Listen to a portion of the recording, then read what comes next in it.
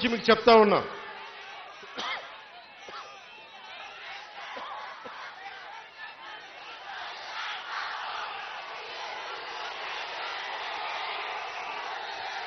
YCP గత ప్రభుత్వ నాయకులు చెప్పారు, పవన్ కళ్యాణ్ ఆంధ్రాలో ఉండడు, హైదరాబాద్లో ఉంటాడు, పిఠాపురంకి వస్తే పిఠాపురం వాస్తవ్యుడు కాదు, ఇక్కడ ఉండడు.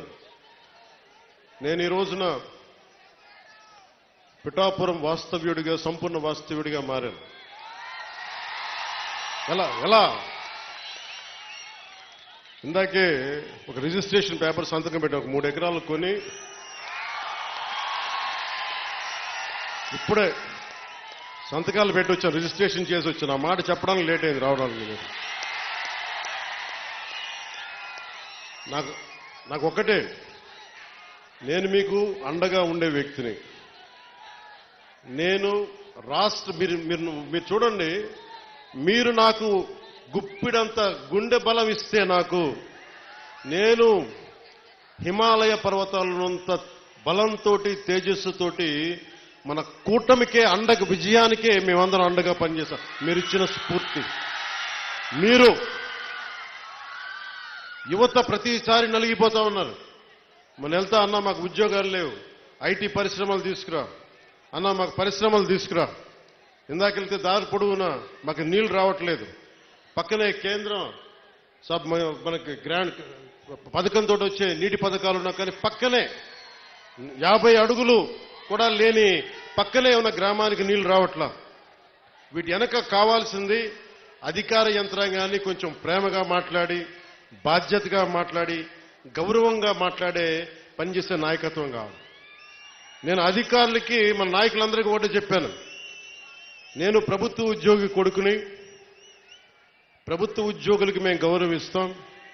నాయకులందరికీ చెప్పాను, మీరు ఎమ్మెల్యేలుగా గెలిచి అధికార యంత్రాంగం మీద జులుం ప్రదర్శిస్తే మటుకు క్రమశిక్షణ చర్యలు ఉంటాయి. అధికారులకి చాలా చాలా గౌరవం ఇవ్వండి. ఒకవేళ తప్పేదైనా ఉంటే అది మాట్లాడే విధానం వేరే ఉంటుంది. కానీ మీరు గత ప్రభుత్వం నాయకుల్లాగా దౌర్జన్యపూరితంగా బెదిరిస్తే పార్టీ పరంగా క్రమశిక్షణ చర్యలు ఉంటాయని చాలా రివ్యూ మీటింగ్లో చాలాసార్లు చెప్పాను నేను.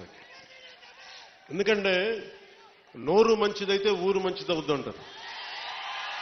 నేను ఒక అధికారి దగ్గరికి వెళ్ళి మీకు నీటికి రావాలి అంటే చొక్కా పట్టుకునో బూతులు తిడితే ఎవరు మాట్లాడతారు? మాట్లాడాలి. వాళ్ళ కష్టం కూడా అర్థం చేసుకోవాలి, వారి కష్టాలను కూడా అర్థం చేసుకునే మాట్లాడారు. అందుకని నేను ప్రప్రథమంగా మీకు ఇచ్చిన హామీలు తాగునీరు, సాగునీరు, విద్య,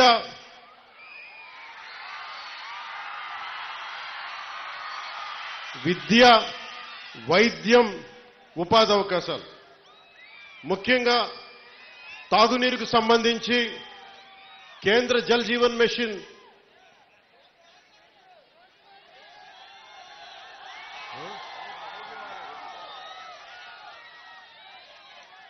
నేను పదవి తీసుకొని 4 రోజులు కూడా కాల. రోడ్లు కదా అన్ని చేస్తాం, ఏది నా దృష్టిలో లేకుండా లేదు. ఒక ఆడబిడ్డ, ఒక తల్లి వచ్చి అన్న నా బిడ్డ 9 నెలల నుంచి కనిపించట్లేదు, నా బిడ్డ 9 నెలల నుంచి కనిపించట్లేదు, 2 రోజులు దాటితేనే ఇంక దొరకదని చెప్తారు, మర్చిపోండి మీ బిడ్డనని చెప్తారు ఉన్నత పోలీసు అధికారులు. అలాంటిది 9 నెలలు అయిపోతే దొరుకుద్దా లేదా అనేది నా గుండె ఇలా కొట్టుకుంది. ఆ తల్లి ఏడుపు గుండె వేదన పెట్టేస్తుంది.